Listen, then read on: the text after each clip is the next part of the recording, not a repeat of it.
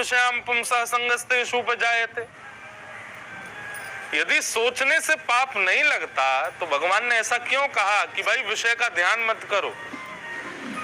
ये बात सही है कि कलयुग में विचार करने पर पाप नहीं लगता, लेकिन विचार करने पर मन बुद्धि तो विकृत हो गए ना, मन बुद्धि तो विषय युक्त हो गए ना, मन बुद्धि तो खराब हो गए ना। तो भले ही सोचने से पाप नहीं लगे, लेकिन खराब होने से कभी ना कभी तो पाप आपसे होगा। इसलिए विचार में पाप नहीं आना चाहिए, विचार में गलत भाव नहीं आने चाहिए। तो यदि मनसा पुण्य लगते हैं तो मनसा पाप भी लगता है। पाप भले ही ना लगे लेकिन वो करवा देगा आपसे, क्योंकि बुद्धि को विकृत कर देता है। 3 प्रश्नों को मान, मुझे तो लग रहा है ये प्रश्न ही दे दो भाई, इनमें ही कथा हो जाए पूरी, इतने बढ़िया प्रश्न हैं।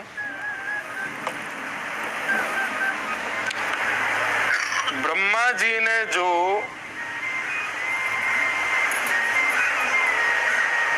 अविद्या की सृष्टि की, जिसमें तामिस्त्र, अंध तामिस्त्र, तम मोह और महामोह, इन 5 पर कृपया विश्लेषण करें और इनसे कैसे बचें, कृपया मार्गदर्शन करें। बालक सब सो जाएंगे, सुबह सुबह इतना कठिन सवाल है।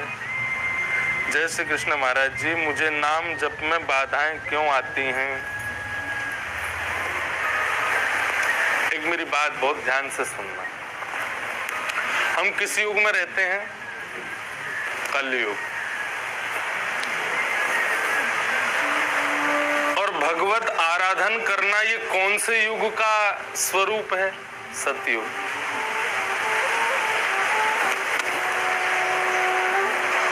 आप योग्य स्थिति में विपरीत भाव लाने का प्रयास करोगे तो बाधाएं तो आएंगी। नदी का प्रभाव उत्तर से दक्षिण की ओर है, लेकिन नाव दक्षिण से उत्तर ले जानी है तो मेहनत तो लगेगी।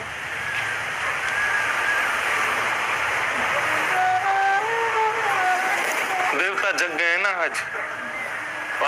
आज समुद्र नारायण भी खूब तेज है। तो बहुत ध्यान से सुनिए, नहीं तो विषय निकल जाएगा। कलयुग है, कलयुग अपना प्रभाव तो कहीं ना कहीं दिखाएगा ना, लेकिन नाम जप में, सेवा में, सुमिरन में बाधाएं आवे और उन बाधाओं के कारण आप सेवा, सुमिरन और नाम जप उसका त्याग करो, ये नहीं होना चाहिए। भले ही बाधा आवे फिर भी लगे रहो। आजकल के संसार में कोई बालक किसी बालिका से प्रेम करता है और पाना चाहता है कि मैं इसी के संग रहूं। सहज में ही माता पिता मान जाए, पूरा परिवार मान जाए और ब्याह हो जाए, ये कोई प्रेम थोड़ी था। प्रेम तो तब हो जब सब घर वाले पीछे पड़ जाए, महाराज ये नहीं हो सकता, हो ही नहीं पाएगा, ये तो करना ही नहीं है, कुंडलियां कुछ बोले आदि आदि, तब भी बेचारा लगा रहे। विपरीत स्थिति आवे तब भी जाकर के वो अपने प्रेम को प्रस्तुत करे, तभी तो प्रेम माना जाता है। विश्वास मानिए, यदि आप नाम जप कर रहे हो और नाम जप में कोई बाधा नहीं आ रही है तो इसका मतलब आपके नाम जप में कहीं कमी है। लेकिन नाम जप में बाधा आ रही है, नाम जप में आपका ध्यान भंग हो रहा है, इसका मतलब नाम जप आप इतना श्रेष्ठ कर रहे हो कि कलयुग से सहन ही नहीं हो रहा है। विकारों से, विषयों से वो सहन ही नहीं हो रहा है। बोले भाई अरे ये तो अभी प्राप्त कर लेगा ठाकुर जी को, कैसे भी करके कुछ करो, इसके विचारों में कहीं से भी दूषितता लाओ ताकि इसका नाम जप छूटे। इसलिए माफ कीजिएगा बंधुओं, आलसी लोग इस बात को मत ले लेना कि हम नाम जप करते नींद आ जाती। महाराज जी कह रहे थे ओ भैया नाम जप में बाधा आवे तो तुम समझो तुम श्रेष्ठ हो। मुझे रोज नींद आ जाती है नाम जपते जपते, श्रेष्ठ हूं मैं। आलस्य के भाव में मत लीजिएगा। नाम जप में नींद आ जाती है, मैं सेवा करने बैठता हूं मुझे भूख लग जाती है, ये सब भाव नहीं। सहज ही हम नाम जप करते हैं बड़े भाव से, कृष्ण प्राप्ति का भाव है हृदय में, और उस भाव से जब ठाकुर जी को भजते हैं तो बीच में विचारों में परिवर्तन आता है, बीच में हृदय में विकार उत्पन्न होते हैं, तो निश्चित है कि आपके नाम जप में इतनी सामर्थ्य कि आप ठाकुर जी को प्रकट कर सको। लेकिन ठाकुर जी बड़े व्यस्त हैं, ठाकुर जी सोच रहे हैं लाला अभी तो समय लगेगा, क्या करें, नाम जप तो ऐसा कर रहा है कि अभी प्रकट हो जाए, तो कुछ ना कुछ विकार ठाकुर जी भेजते हैं, ले थोड़ा बाधा तो आवे। और एक बात और, बाधा जब आती है तब पुनश्च भाव बनता है कि नहीं मुझे और अच्छा करना है, ये बाधा क्यों आई, ये रुकावट क्यों आई, मुझे और बढ़िया करना है। इसलिए मुझे तो कभी कभी लगता है कि बाधा आने देना चाहिए। कई लोग कहते महाराज जी हमारे भाव ऐसे नहीं रहे जैसे पहले थे, जैसे हम पहले सेवा करते थे वैसे अपने, कोई बात नहीं, कभी कभी ये कटौती होनी चाहिए, कनेक्शन कभी कभी डाउन जाना चाहिए, कभी कभी फोन का स्विच ऑफ होना बहुत जरूरी है उसकी बैटरी की लॉन्ग लाइफ के लिए। तो सदैव कंटिन्यूसली हमारे भाव बने रहे ऐसा आवश्यक नहीं है। कलयुग में कभी कभी डिस्कनेक्शन होना चाहिए, ठाकुर जी के प्रति होना चाहिए, लेकिन ऐसा नहीं कि वो डिस्कनेक्शन ही रहे। फिर वो डिस्कनेक्शन हो तो इस भाव से हो कि व्याकुल हो गए महाराज, ये कैसे हो गया, मैं आज बिना ठाकुर जी को भजे कैसे रह रहा हूं, मुझे और अच्छे से करना है, ये भाव है।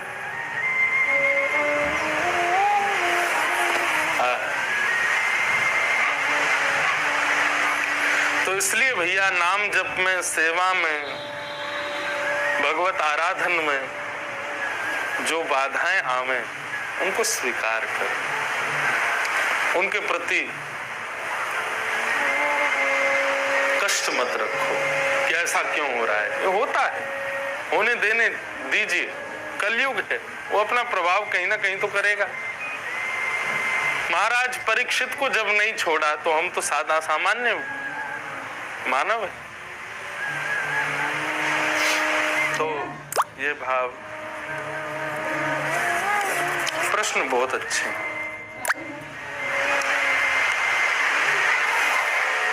लोग क्या कहेंगे बस इसी दुविधा में रहती हूं, इससे कैसे बाहर आऊं। तो ये तो सिद्ध हो गया कि किसी कन्या ने लिखा है, क्योंकि रहती हूं, लोग क्या कहेंगे, इसी दुविधा में रहते हैं।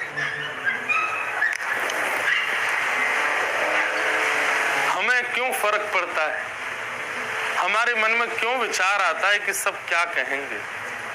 माफ कीजिएगा, यदि विचार गोपियों ने किया होता तो कभी ठाकुर जी को प्राप्त नहीं कर पाते। यदि विचार प्रहलाद जी ने किया होता कि मैं अपने पिता को कितना कष्ट दे रहा हूं, मेरे पिता रात रात भर रोते हैं कि बताओ मेरा ही भक्त, मेरा ही बेटा भगवान का भक्त हो गया।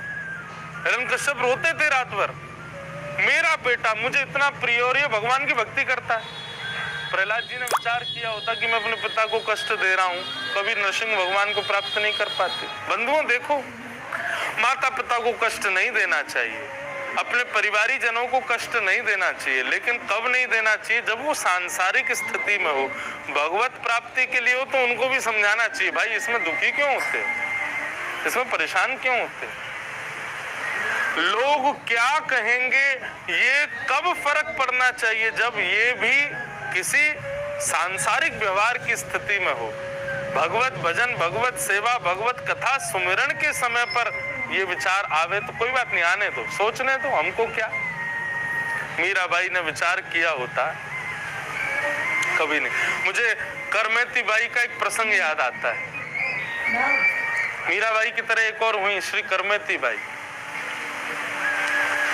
करमेती बाई भी बचपन से ही भगवत भजन करती थी, भक्ति के लक्षण उनके हृदय में थे। एक दिन उनके पिताजी ने बिना करमेती बाई से पूछे एक अच्छा परिवार जान करके करमेती बाई का ब्याह निश्चित कर दी। अपनी पिता की आज्ञा मान करके करमेती बाई ने कुछ नहीं कहा, मान ली बात, लेकिन बड़ी दुविधा में थी, बड़ी चिंता में थी। क्यों? क्योंकि जो होने वाला पति था वो बिल्कुल भगवत विमुख था। करमती बाई बोली, ऐसे के साथ में कैसे रह सकती हूँ? जिसको भगवत सुमिरन बिल्कुल प्रिय नहीं, उसके संग मेरा जीवन निर्वहन कैसे हो सकता है? वैसे एक बात कहें बंधुओं, यह एक उच्च भक्ति का प्रमाण तो है कि भाई हरि विमुख का संग नहीं करना है। सूरदास जी भी कहते हैं, कल हम भी गा रहे थे। तो मैं इस बात को इस रूप में कह दूं कि ये स्थिति हमारे योग्य नहीं है और तब हम भजन करने लग जाएं, एक सामान्य भक्ति का लक्षण है। लेकिन हम स्थिति का त्याग ना करें, स्थिति में भी अपने भजन को ना छोड़ें, ये एक श्रेष्ठ भक्ति का लक्षण है, ये श्रेष्ठ भक्ति का भाव है। समझ में आए बात तो ही ताली बजाना, सिर के ऊपर से निकल जाए लहर की तरह तो मत बजाना। स्थिति का परित्याग, उस सिचुएशन को हमने छोड़ दिया जहां पर भजन नहीं बन पा रहा था, तो ये सामान्य बात है। इसका मतलब है हमारी भक्ति में अभी सूक्ष्मता है, हमें सिचुएशन चाहिए तभी हम भजन कर पाएंगे। लेकिन सिचुएशन चाहे जैसी हो, हम भजन नहीं छोड़ेंगे, ये श्रेष्ठ भक्ति। मीराबाई ऐसी थी। मीराबाई का चरित्र कहकर के मन में आता है बार बार कि बार बार मीरा चरित्र कहें, इतना सुंदर है, इतने सुंदर भाव।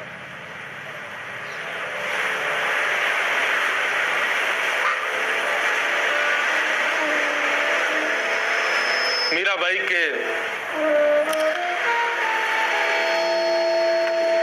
प्रसंग में अब थोड़ी देर सोचने के लिए नेत्र बंद करूं तो ये चिल्लाने लगते हैं, यूं कहते हैं बोलते रहो।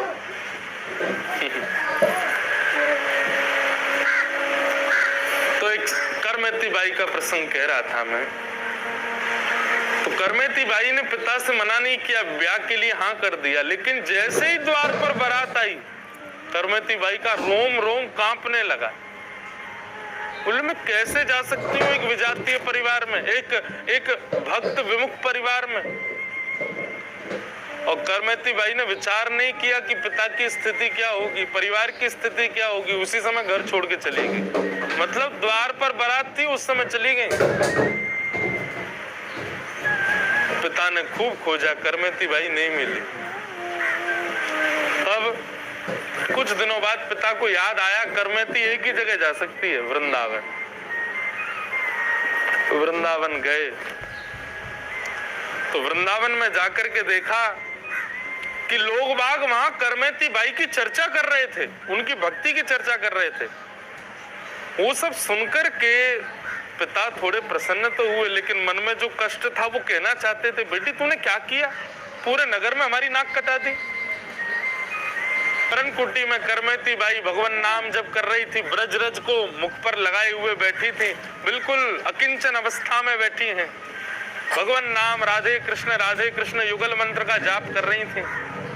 तभी पिता आए और पिता ने आकर के करमती बाई से कहा, करमती। पिता को देख करके करमती बाई बोली, आइए पिताजी। करमती बाई के पिताजी बोले, बेटी तूने क्या किया, तूने एक बार भी विचार नहीं किया तेरे पिता की कितनी निंदा होगी, तूने एक बार भी विचार नहीं किया पूरे नगर में मेरी नाक कट जाएगी। द्वार पर बारात थी और तू छोड़ करके चली आई घर। तो करमती बाई के प्रसंग का ये भाव, ये केवल एक शब्द इतना सुंदर लगा मुझे। अब इसको कई लोग गलत रूप में ले सकते हैं, लेकिन करमती बाई अपने पिताजी से कहती हैं, पिताजी क्षमा करना, धृष्टता मेरी क्षमा हो, मैं कान पकड़ के पहले क्षमा मांगती हूँ कि मैं अपराध करूं तो मुझे क्षमा कर देना, पर नाक उनकी कटा करती है जिनकी होती है, आपकी नाक है। पिता बोले, कैसी बात करती हो, मतलब क्या कहना चाहती हो, मेरी इज्जत नहीं है समाज में, मेरा नाम नहीं है, लोग मुझे पहचानते नहीं। बोले, नहीं पिताजी, मैं ऐसा मानती हूं कि धन कमाना, व्यापार करना आदि आदि करने से लोग पहचाने, वो श्रेष्ठता नहीं। भगवत भजन श्री कृष्ण जिसके हृदय में हो और उनसे जिसकी पहचान हो, उसी की नाक होती है। कि इसके हृदय में ठाकुर जी बैठे, इसके चित्त में ठाकुर जी हैं, इसकी बुद्धि में ठाकुर जी हैं, इसके विचार में ठाकुर जी हैं। इस बात से चार लोग बातें करें, भाई ये ठाकुर जी का भक्त है, समझो उसकी नाक है। यश तो पिताजी रावण के पास भी था, वैभव रावण के पास भी था, संपत्ति रावण के पास भी थी, लेकिन मुझे नहीं लगता कि नाक थी उसके पास। और इसी का प्रमाण हमारे लखन भैया ने शूर्पणखा का नाक ही काट दी। बोले क्यों? जाके हृदय हिय न राम वै देहि तजिए ताहि कोटि वैरि सम यद्यपि परम स्नेहि। ये जो पंक्ति है ना, गोस्वामी तुलसीदास जी ने मीराबाई को लिख करके दी थी। मीराबाई ने कभी भी अपने परिवार की शिकायत नहीं की कभी किसी से कि मेरे जेठ मेरे देवर मुझको परेशान करते, मेरी ननद मुझको, ना कभी नहीं। लेकिन एक दिन जब बहुत अति हो गई तब मीराबाई ने गोस्वामी तुलसीदास जी को पत्र लिखा कि मेरे परिवार के लोग ऐसा ऐसा मेरे साथ करते हैं, मैंने आज तक कभी एक शब्द नहीं बोला, लेकिन मुझे क्या करना चाहिए, मुझे आप बता। तब गोस्वामी तुलसीदास जी ने यही पंक्ति लिख करके मीराबाई को भेजी, राम वै देहि तजिए ताहि कोटि वैरि सम यद्यपि परम स्नेहि। चाहे कोई कितना भी आपका स्नेही क्यों ना हो, लेकिन उसके हृदय में यदि राघवेंद्र सरकार नहीं, हमारे गिरधर लाल नहीं है, तजिए ताहि कोटि वैरि सम यद्यपि परम स्नेहि। करोड़ काम छोड़ के सबसे पहले उसको छोड़ो, चाहे वो कितना भी अपना क्यों ना हो। ठाकुर जी का नहीं है तो हमारा नहीं है, हमारा कोई संबंध उससे नहीं। करमती बाई पिताजी से कहती, पिताजी नाक उनकी कटा करती है जिनकी होती, आपकी है? कैसी बात करती है करमती? बोले हाँ पिताजी, क्योंकि नाक तो उन्हीं की होती है जिनके हृदय में कृष्ण होते हैं। आपके हृदय में नहीं है तो आपकी नाक नहीं है, और मेरी इस क्रिया से माफ कीजिएगा, आपकी कोई नाक नहीं कटी क्योंकि है ही नहीं। कृष्ण भजो तब मां कहना कि हाँ हमारी नाक है। और कृष्ण भजन छूटे, यही होता है नाक कटना। भक्ति भाव हृदय से छूटे, कथा छूट जाए, वैष्णवता छूट जाए, तब समझो कि हाँ अब नाक कटी। पिताजी आप चिंता मत कीजिए। और तब करमती बाई ने अपनी सेवा के गोपाल जी अपने पिताजी को प्रदान किए और कहा अब आप इनकी सेवा करो। आज भी राजस्थान के उस क्षेत्र में जहाँ की करमती बाई है, वो ठाकुर जी आज भी विराजते हैं। मीराबाई करमती बाई के माता पिता भी भक्त हो गए, फिर वो भी ठाकुर जी का भजन करने लगे। ऐसी करमती बाई। तो इसलिए भैया क्या कहेंगे लोग, इसकी ज्यादा चिंता मत करो। हाँ, भजन में क्या कहें, भजन में रुचि है और तब कोई आपको टोके, वहां तो फिर मौन रहो, क्या कहना, विचार मत करो। हम लोग उद्धव कृष्ण संवाद सुनने के लिए बैठे। प्रश्न तो बहुत सारे हैं, इतने तो हो गए, अभी और बचे हैं, लेकिन अब कल लूंगा मैं आगे के प्रश्न।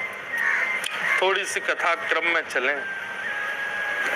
मनु बहुत गंभीर प्रसंग है, मैं विचार तो कर रहा था कि कैसे समझेंगे सब, पर थोड़ी भूमिका सुनिए, अच्छा प्रसंग है। ऐल गीत, भिक्षुक गीत सब कृष्ण उद्धव संवाद के अंतर्गत आते हैं। वृष्णीनां प्रवरो मंत्री कृष्णस्य दयितसखा शिष्यो बृहस्पतिर्साक्षात् उद्धवो बुद्धिसत्तमः।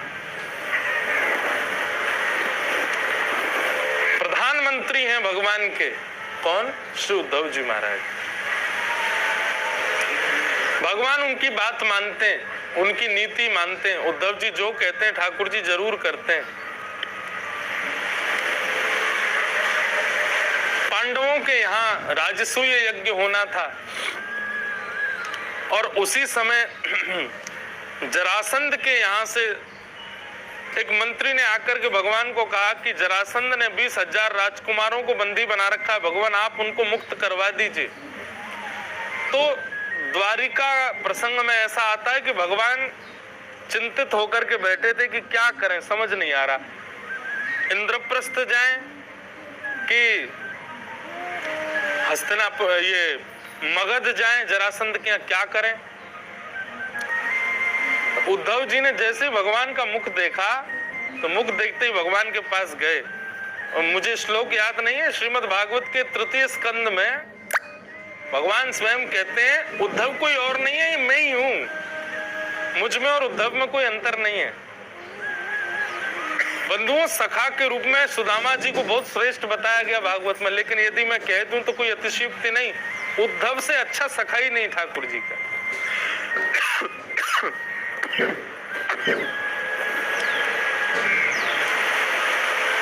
एक तो बात है कि भगवान के सखाओं की भगवान में आसक्ति है, लेकिन उद्धव के लिए यदि मैं कह दूं तो कोई अतिशयोक्ति नहीं, ठाकुर जी की आसक्ति उद्धव में। जैसे सब लोग घूमने जा रहे हैं, आप नहीं जा सकते किसी कारण से, सब कह देते हैं भाई तुम थोड़ा अकेले रहना, 2-4 घंटे में हम आते हैं घूम घाम के। तो आप क्या कहते हो, सबको ले जाओ, उसको छोड़ जाओ, जो आपका प्रिय होता है कहते हो इसको छोड़ जाओ मेरे पास ही। ऐसे इतना प्रेम है ठाकुर जी का उद्धव से। अभी कथा सुनना आगे। तो उद्धव भगवान के प्रधानमंत्री हैं। भगवान चिंता में बैठे थे क्या करें, हम इंद्रप्रस्थ जाएं कि मगध जाकर के 20,000 राजकुमारों को मुक्त करें। तब उद्धव आए, उद्धव आकर के बोले भगवान आज्ञा हो तो मैं कुछ कहूं। भगवान बोले कहो। बोले भगवान राजसूय यज्ञ करने से पहले राजा को दिग्विजय करने के लिए 4 दिशाओं में जाना पड़ता है। बोले जी। बोले लेकिन पांडव 5 हैं। भगवान बोले अच्छा तो। बोले तो युधिष्ठिर जी उत्तर भारत में चले जाएं, अर्जुन दक्षिण भारत में चला जाए, नकुल दक्षिण भारत में चला जाए, सहदेव पश्चिम भारत में चला जाए, पूर्व भारत में चला जाए, और पश्चिम भारत में भीम को अपने संग लेकर के आप जाइए मगध। और मगध जाकर के जरासंध का वध भीम के हाथों कराइए। क्यों? क्योंकि जरासंध का वध आपके हाथों नहीं होगा। भगवान बोले क्यों नहीं होगा? बोले कि महाराज आप यदि किसी व्यक्ति को मारने का विचार कर लो तो वो व्यक्ति बैठा बैठा मर जाए, लेकिन जरासंध पर तो आपने 17 बार चढ़ाई करी तब भी नहीं मरा वो। इसका मतलब उसकी मृत्यु आपके हाथों नहीं है। जरासंध का इतना भजन नहीं है कि वो भगवान के हाथों मरे, वो भीम के हाथों मरेगा। इसलिए आप भीम को लेकर के संग जाइए और वहां जरासंध से ब्राह्मण वेश में जाकर के युद्ध की कामना कीजिएगा। जैसे जरासंध आपका मुख देखेगा, सब कुछ पहले ही बता दिया उद्धव ने, आपका मुख देख करके जरासंध मना कर देगा कि आपके संग तो मैं युद्ध नहीं करूंगा, तब वो भीम से युद्ध करेगा तो भीम उसको मार देगा। तब आप 20,000 राजकुमारों को मुक्त करा करके 20,000 राजकुमारों को संग लेकर के तब आप इंद्रप्रस्थ जाना, और इंद्रप्रस्थ तब तक 4 दिशाओं से पांडव वापस आ जाएंगे। जैसे ही राजसूय यज्ञ होगा 20,000 राजकुमारों की आहुति के साथ उनके आप यज्ञ को पूर्ण करा देना। भगवान इतने प्रसन्न हो गए, द्वारिका लीला में वर्णन आता है, उद्धव की इस युक्ति को सुनकर के इतने प्रसन्न हो गए ठाकुर जी, भगवान ने जाकर के उद्धव को गले लगा लिया। वाह उद्धव, ये तुमने तो मेरे तो विचार में ही नहीं आई ये बात, बहुत सुंदर। तो उद्धव भगवान के प्रधानमंत्री। और फिर दूसरा शब्द कहा गया दैत सखा। श्रीमद् भागवत में दैत शब्द 2 लोगों के लिए प्रयोग किया गया है। पहला तो भगवान श्री कृष्ण प्रयोग करते हैं दैत शब्द उद्धव के लिए, और दूसरा गोपियां प्रयोग करती हैं श्री कृष्ण के लिए। दयित दृश्यताम्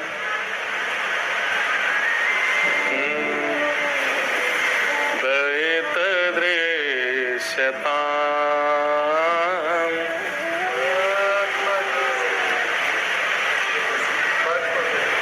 दयित दृश्यताम् दीक्षुतावक। दयित दृश्यताम्, तो ये दयित शब्द जो है या तो भगवान ने प्रयोग किया है उद्धव के लिए या गोपियों ने प्रयोग किया है श्री कृष्ण के लिए। दयित का अर्थ क्या होता है? सखा होते हैं, मैं कथाओं बताया करता हूं, कभी कभी मिले वो मित्र है, आपकी खुशी में खुश हो जाए वो भी एक अच्छा मित्र है, लेकिन संगी खाए संगी रहे संगी सोए संगी सब क्रिया करे, उसके बिना किसी काम को करने में मन ही ना लगे, ऐसे को कहते हैं दैत सखा। जैसे घर में कोई अच्छी सब्जी बनी, तुरंत आप उसको खोजोगे जो आपको बहुत प्रिय है। भाई सुन, आज तेरी भाभी ने बना, जल्दी आ जा, खाएंगे दोनों साथ में बैठ के। आज ये वाली पिक्चर आई है, संग में बैठ के देखेंगे। इंद्र जी महाराज कथा चल रही है, संग में सुनने चलेंगे। हैं गोवर्धन परिक्रमा जा रहे हैं, तू संग चल मेरे। मतलब जिसके साथ किसी भी क्रिया को करने में बहुत आनंद आता हो उसको कहते हैं दैत सखा। गोपियां कहती हैं नाथ, हमारी तो प्रत्येक क्रिया आपके बिना अधूरी है, इसलिए आप हमारे दैत हो। लेकिन सोचो कितना भाग्यशाली उद्धव, भगवान कृष्ण उद्धव को दैत कहते हैं। मुझे कुछ भी करना है तो मुझे बिना उद्धव के आनंद नहीं आता, इसलिए ठाकुर जी उद्धव को दैत बोलते हैं। अगर आप मुझसे पूछो कि महाराज जी भक्ति की स्थिति कहां तक पहुंचनी चाहिए, भक्ति की स्थिति वहां तक पहुंची कि तुम ठाकुर जी के दैत बन जाओ। ठाकुर जी तुम्हारे दैत तो हैं ही, उनके बिना तुम्हारा कोई काम सिद्ध ही नहीं हो पा रहा, लेकिन तुम भी ठाकुर जी के दैत बन जाओ। ठाकुर जी को आपके बिना सुख नहीं मिले, आपके बिना आनंद नहीं आवे, बस आपकी प्रतीक्षा रहे कि आप कब आओगे, आप कब आओगे। ये स्थिति जब लगी रहे तब समझो ठाकुर जी प्रसन्न है। हमारे लाल जी बंधुओं, वे हमारे दैत हैं, लेकिन अब 3-4 साल में अनुभव होता है कि हम भी दैत बनी गए उनके। अगर मैं कहीं जा रहा हूं और लाल जी साथ में नहीं जा रहे हैं तो मतलब एक बहुत सामान्य सी बात कह रहा हूं, अपने ऊपर अहंकार वश नहीं कह रहा हूं, एक आपको एक बस साधारण सी बात बता रहा हूं। मैं कहीं जा रहा हूं, लाल जी साथ में नहीं जा रहे हैं, तो सेवा के लिए कोई बालक और रहेगा सेवा में, तो यदि मैं बिना बताए चला गया ठाकुर जी को कि ठाकुर जी मैं 3 दिन के लिए कहीं जा रहा हूं, आपकी 3 दिन सेवा ये बालक करेगा, यदि मैं ऐसा कहकर के नहीं गया तो मैं जिस कार्य के लिए गया हूं वो निश्चित रूप से विफल हो जाएगा। उनको बता के जाना पड़ता है, लाल जी हम 3 दिन के लिए जा रहे हैं, ऐसे ऐसे काम है, आपको लेके जाएंगे तो परेशान हो जाओगे, इसलिए आपकी सेवा 3 दिन तक ये करेंगे। ये कह करके जब जाते हैं तब लाल जी को सुख लगता है, चलो ठीक है, अब ठीक है। कितनी बार अनुभव किया हमने लाल जी को बिना बताए गए तो ठाकुर जी नाराज हो जाते हैं, ऊधम मचाते हैं, चीजें फेंक देंगे, श्रृंगार नहीं कराएंगे, थाली फेंक देंगे भोग की। बोले बता के चौना गए हो, कहाँ गए हो, मुँह तो कह के जा।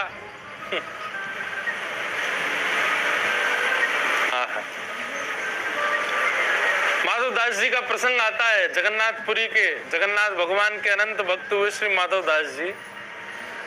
माधवदास जी ठाकुर जी से बोले, ठाकुर जी मैं वृंदावन जा रहा हूँ, कछु दिना के काज दर्शन करवे।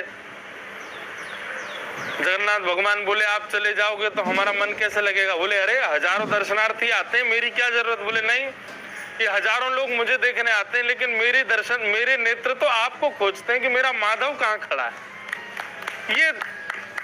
ये दैत्य सखा माधव, तुम चले जाओगे तो मेरा मन कैसे लगेगा, मुझे भी ले चलो संग में। माधव दास जी के नेत्र सजल हो गए। बंधु, भक्ति हो तो यहाँ तक पहुंचे। हम ठाकुर जी के बिना व्याकुल हो, ये सामान्य भक्ति है। ठाकुर जी हमारे बिना व्याकुल है जाएं, ये श्रेष्ठ भक्ति है। हमारे बिना एक चैन एक पल नहीं रहे ठाकुर जी, संग ही रहो मेरे, कहीं मत जाओ। हम आसक्त ठाकुर जी में हो जाएं, ये भक्ति सामान्य है, लेकिन हमारे प्रेम में ठाकुर जी आसक्त हो जाएं, ये श्रेष्ठ है। वाह। जो रूठेंगे हमसे वो बांके बिहारी, चरण पड़ उन्हें हम मनाया करेंगे। इन्होंने नचाए हैं संसार सारे, मगर अब इन्हें हम नचाया करेंगे। कन्हैया कन्हैया पुकारा करेंगे, लताओं में ब्रज की गुजारा करेंगे। गाओ।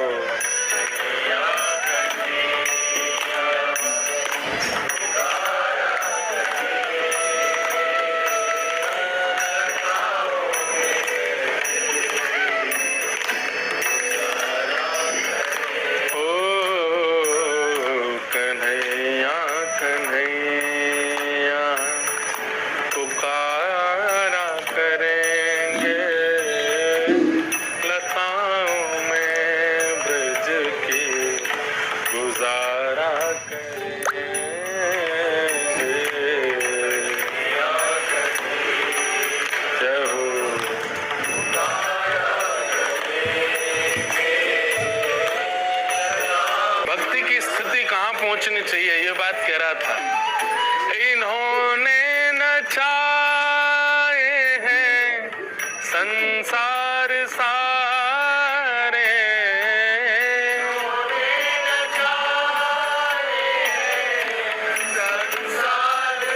वो एक प्रसंग याद आया। अभी इस वर्ष पहली राम कथा जब करने गए सोमनाथ, तो वहाँ केवट का प्रसंग आता है। केवट ने राम जी को बैठाया अपनी नाव में। जैसे ही गंगा जी पार कराने लगा, जैसी पार पहुंचने वाली होती तो केवट अपनी नाव घुमा लेता। अरे अरे अरे अरे, नाव घूम गई, बीच में आ गई, अब तो फिर से पल्ली पार। लक्ष्मण जी कहते हैं, अरे पहुंचने वाली होती है तो तुरंत नाव घुमा लेता है, फिर से हमको बीच में घुमाता रहता है इधर उधर, अब तो पहुंचा दे। हाँ, अरे लक्ष्मण भैया अभी पहुंचा रहा हूँ ना। फिर से घुमा करके पल्ली पार ले जाने लगा। जैसे पल्ली पार पहुंचने में लक्ष्मण जी खड़े हुए, बस पहुंच गए। इतने में केवट ऐसे पतवार घुमाता, फिर से घूम जाती, वो बीच में आ जाती। राम जी बोले, भैया अब तो तू नाटक कर रहा है, देख ले 3 बार हो गया, तू वहां पहुंचा तो फिर लिया था वापस। केवट कहता, 3 बार में हार गए आप, और आप तो हमको चलो, कभी हमको छिपकली बनाते हो, कभी कॉकरोच बनाते हो, कभी चींटी बनाते हो, कभी शेर बनाते हो, कभी जिब्रा बनाते हो, जिराफ बनाते हो, क्या क्या बना देते हो आप हमको, कभी सर्प बना देते हो। 84 लाख बार हमको नचाते हो आप संसार रूपी सागर में, और खुद 3 बार में ही थक गए। हमने 84 लाख बार, हम लोग इधर उधर करते रहते हो हमको, आज 3 बार में अरे थक गए। ठाकुर जी खुश हो गए केवट के उस भाव से। भैया भक्ति की सार्थकता तो यही मैं मानो, तुम लाल जी के पीछे मत पड़े रहो, लाल जी को अपने पीछे पड़वाओ, जे पीछे पीछे चले। इन्होंने नचाए हैं संसार सारे,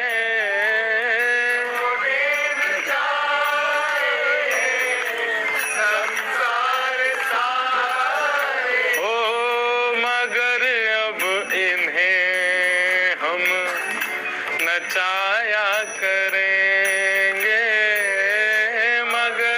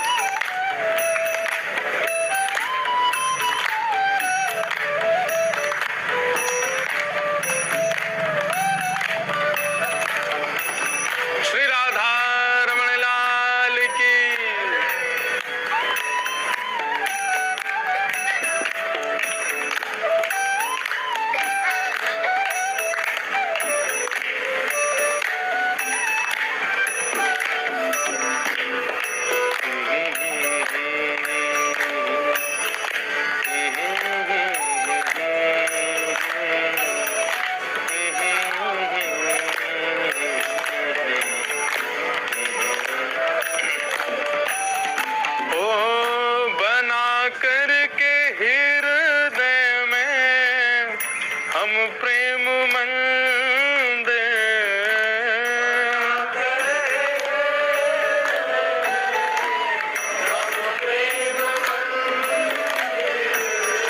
बना करके हृदय में हम प्रेम मंदिर,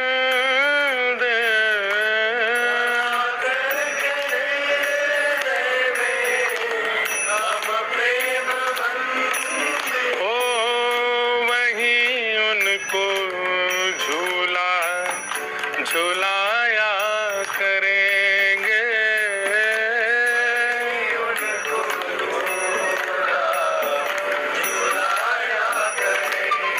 हाँ वहीं उनको झूला झूलाया करेंगे।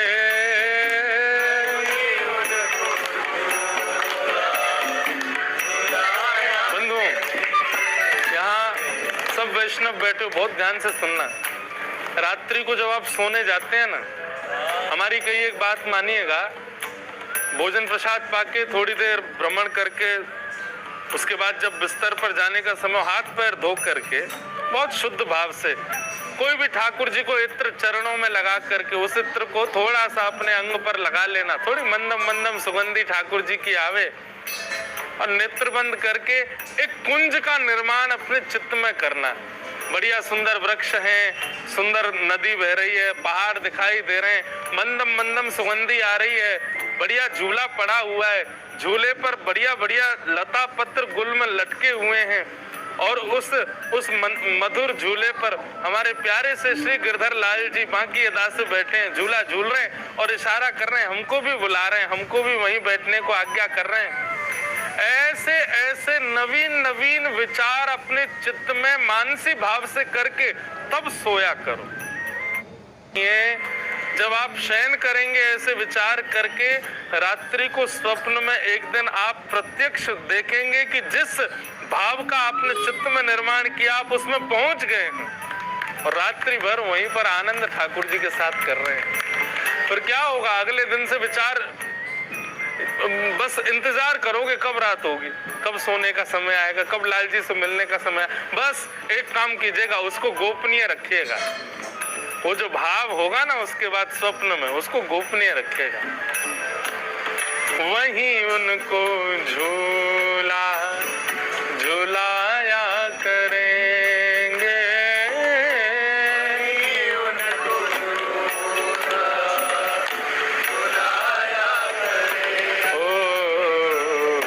कन्हैया कन्हैया पुकारा करेंगे, लताओं में ब्रज की गुजारा करेंगे।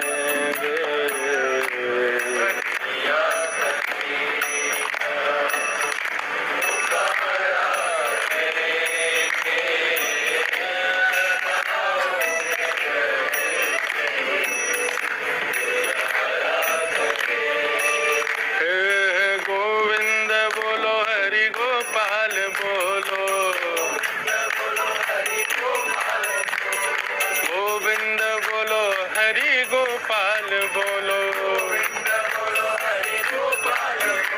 श्री राधा रमण हरि गोविंद बोलो,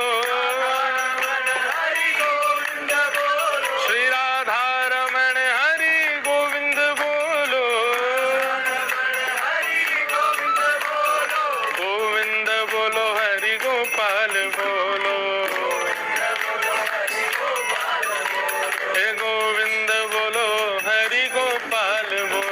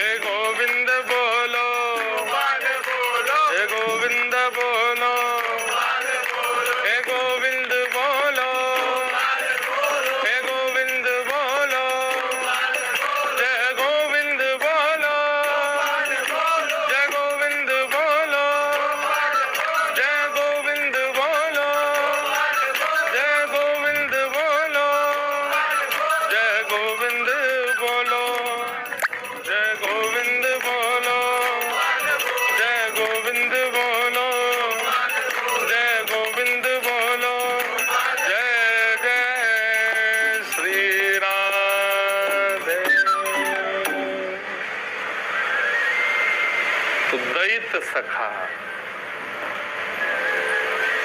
भक्ति की स्थिति कहाँ तक आनी चाहिए, पहुंचनी चाहिए कि हम ठाकुर जी के दैत बन जाएं। वो तो हमारे दैत हैं ही। उनको बिना भोग लगाए हम पाते नहीं, उनको बिना देखे हम कुछ पाते नहीं, उनको बिना श्रृंगार किए हम अपना श्रृंगार नहीं करते, उनको सुला के ही हम सोते हैं। सब तो हम उनके लिए करते हैं, तो वो तो हमारे दैत हैं। पर हम भी उनके दैत बन जाएं। माधवदास जी का प्रसंग में सुना रहा था, तो जगन्नाथ जी कहने लगे, माधवदास तुम चले जाओगे मैं कैसे रहूंगा? बोले हजारों लोग हैं आपके लिए। बोले हजारों लोगों के लिए मैं होऊंगा, मेरे तो तुम ही हो। मेरी इच्छा होती है तुमको देखने की, माधव मत जाओ। माधवदास जी बोले अब जान दो मुझे वृंदावन जाना है। माधवदास जी चले गए। ठाकुर जी बोले मुझको संग ले चलो, नहीं लेके गए। लेकिन जरूरी थोड़ी है ठाकुर जी प्रत्यक्ष रूप से जाएं। ठाकुर जी तो हृदय में बैठ के चले जाते हैं। माधवदास जी का नियम था, वो 2-3-4 दिन तक भूखे रह लेते थे। लेकिन आज जगन्नाथपुरी से निकले 1 दिन ही हुआ था, 1.5 दिन हुआ कि महाराज इतनी जोर की भूख लगी कि माधवदास जी ये सोचने लगे कुछ मिले नहीं मिले तो पत्ते ही खा जाऊं, वृक्ष ही खा जाऊं, इतनी भूख। और माधवदास जी को खुद चिंता हो रही है, मुझे इतनी भूख कभी लगती तो है नहीं, ये लग क्यों रही है? ऐसी भूख लग रही है जैसे महीनों से कुछ नहीं खाया। व्याकुल हो गए माधवदास जी और महाराज दौड़ करके एक मैया के घर में चले गए। मैया से जाकर के बोले, मैया तुम्हारे घर में जो हो, बासा कुसा जो भी मिल जाए सब मुझे दे दो, मुझे भूख लगी बहुत जोर की। मैया ने सुंदर प्रसादी दी। बोले बाबा डट जाओ, प्रेम से पाओ। माधवदास जी पाने लगे। मैया आकर के बोली, बाबा बड़े निर्दयी हो। बाबा बोले क्यों, ऐसे क्यों कह रही मैया? बोले अकेले अकेले ठूसे जा रहे हो, अकेले अकेले खा रहे हो, बगल में सांवला सा बालक बैठा इतना प्यारा ऐसे देख रहा बेचारी थाली की ओर की, एक आध कोर मुझे भी खिलाएंगे, उसको खिला ही नहीं रहे हो। माधवदास जी बोले कौन कहाँ बैठा मैया? तुम्हारे बगल में देखो कितना प्यारा बालक।